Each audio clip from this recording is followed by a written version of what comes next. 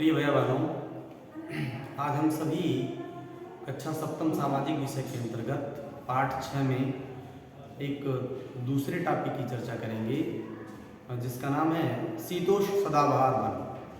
पिछली क्लास में हमने अध्ययन किया वन के अंतर्गत ही उष्णकटिबंधीय सदाबहार वन, उष्णकटिबंधीय पर्णपाती वन। ठीक है, उसी के क्रम में हम आगे बढ़ेंगे और दूसरे वन के बारे में पढ़ेंगे, यानी वनों के ही प्रकार में दूसरे वन के बारे में पढ़ेंगे जिसका नाम है शीतोष्ण सदाबहार वन।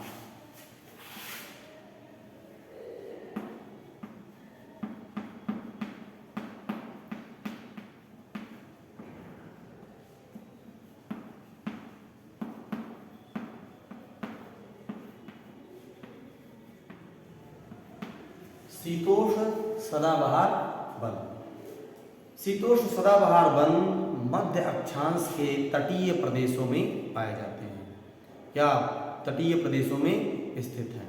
ये सामान्यतः महाद्वीपों के पूर्वी किनारों पर पाए जाते हैं। जैसे यदि आपको देखना हो तो आपके किताब में मानचित्र दिया हुआ है, उसमें आप देख सकते हैं। और ये यदि हम फिगर के माध्यम से बताएं तो जो अपना दक्षिण पूर्व का एरिया है, ठीक है, ग्लोब में जो दक्षिण पूर्व का हिस्सा है, ठीक है ना, इसमें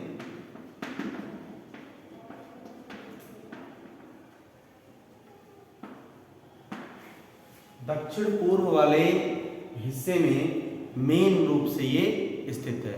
और दक्षिण पूर्व में आने वाले जो देश हैं उन वो देश है अमेरिका है, दक्षिण चीन है, ठीक है, दक्षिण पूर्वी ब्राजील है, ठीक है। यहाँ पर चीड़, यूकेलिप्टस जैसे दृढ़ मुलायम दोनों प्रकार के पेड़ पाए जाते हैं। तो ये रहा शीतोष्ण सदाबहार वन।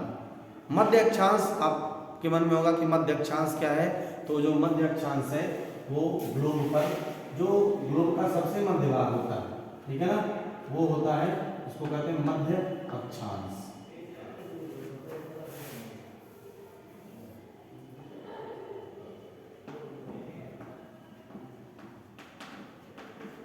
ठीक है, इनके बीच में ये पाया जाता है। जैसे यदि इस फिगर को इसमें आप इनपुट डालेंगे तो यहाँ से ये मध्य अक्षांश, ये वाला एरिया, ये वाला सेक्टर आएगा जो दक्षिण पूर्व में स्थित है। तो इस प्रकार से जो सदाबहार पर्णपाती वन होते हैं वो दक्षिण पूर्व के हिस्से में पाए जाते हैं, जिसमें अमेरिका, दक्षिण चीन, दक्षिण पूर्वी ब्राजील, ठीक है, इन प्रकार इन क्षेत्रों में हमको देखने के लिए मिलता है। दूसरा है, तीसरा जो वन हमको देखने के लिए मिलता है वो शीतोष्ण पर्णपाती वन है। शीतोष्ण पर्णपाती वन।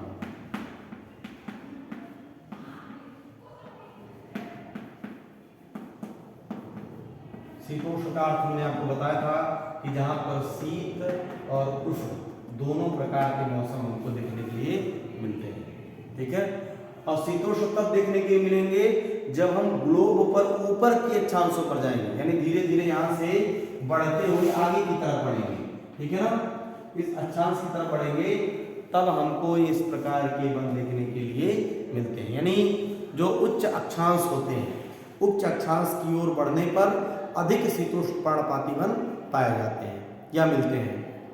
आपकी किताब में चित्र भी दिया होगा, उस चित्र के माध्यम से आप इसको देख भी सकते हैं और समझ भी सकते हैं।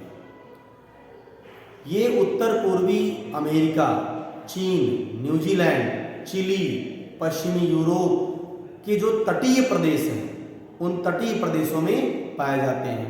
ये अपनी पत्तियां शुष्क मौसम में, यानी जब वहाँ पर शीत होता है तो उस समय में ही अपनी पत्तियों को झाड़ देते हैं, यानी पत्तियां इनकी क्या होती है, गिर जाती हैं, ठीक है।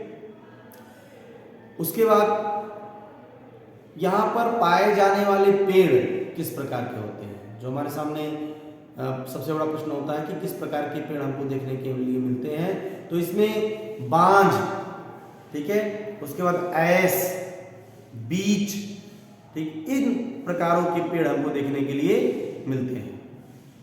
तो ये रहा शीतोष्ण पर्णपाती वन। अब यहाँ पे किस प्रकार के जानवर पाए जाते हैं, तो जानवरों की दृष्टि से यदि हम देखें तो हमको हिरण, लोमड़ी, भेड़िए, ठीक है, यहाँ के आम जानवर हैं, मतलब यहाँ पर ठीक प्रकार से पाए जाते हैं। फ्रीजेंट तथा मोनाल जैसे पक्षी भी यहाँ पाए जाते हैं। फ्रीजेंट एक पक्षी होता है और मोनाल भी एक पक्षी होता है। इस प्रकार के पक्षियों का जो निवास स्थान होता है ये शीतोष्ण पर्णपाती प्रकार के जो वन पाए जाते हैं उसमें ये निवास करते हैं, ठीक है। अब इसके बाद जो प्रकार है वो है भूमध्य सागरीय वन। भूमध्य सागरीय वन,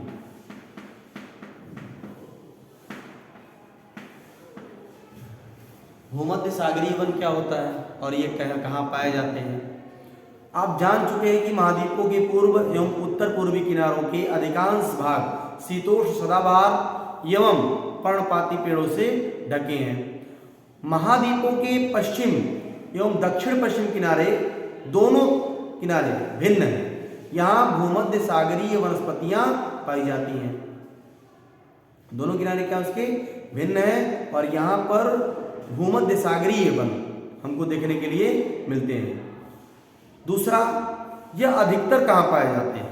यह अधिकतर यूरोप, अफ्रीका, एशिया, यानी यूरोप जो महाद्वीप है उसमें, अफ्रीका और एशिया महाद्वीप के जो भूमध्य सागर के समीप वाले प्रदेश हैं, भूमध्य सागर के समीप वाले प्रदेश हैं, उन प्रदेशों में ये पाई जाती हैं। इसलिए इनका नाम भूमध्य सागरीय वन या भूमध्य सागरीय वनस्पति पड़ गया।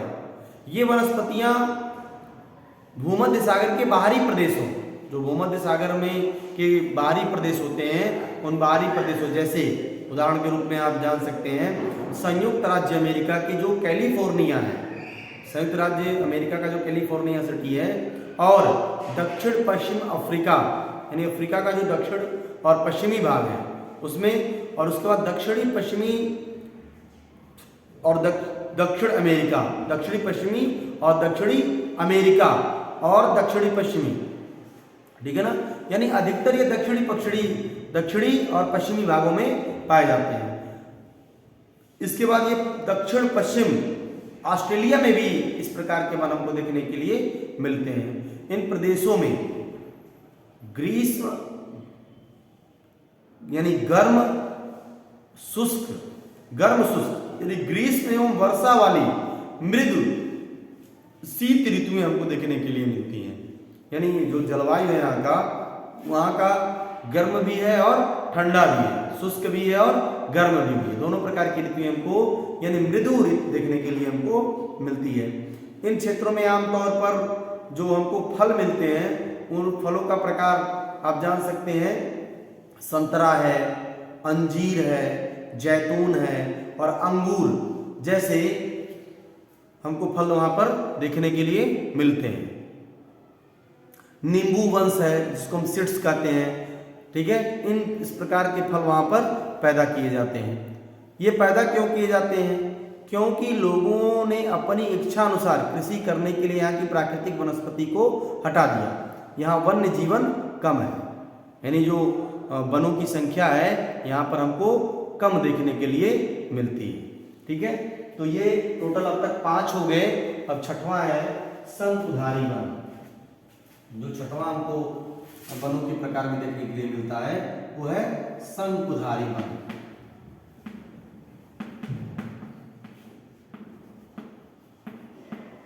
शंकुधारी वन।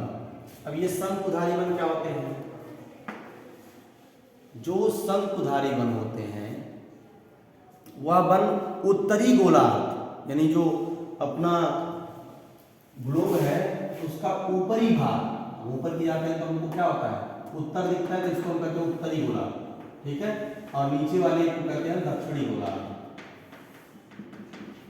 यानी जो उत्तरी गोलार्ध है, ठीक है ना, उस उत्तरी गोलार्ध के उच्च अक्षांश, अब उच्च अक्षांश यानी कि जब हम ऊपर की जाएंगे तो हमारे जो अक्षांश यहाँ 0 होता है, 0 से बढ़ते बढ़ते हम जाएंगे 50 से लेकर के 70 अक्षांश, 50 से लेकर के 70 अक्षांशों के मध्य शंकुधारी वन पाए जाते हैं।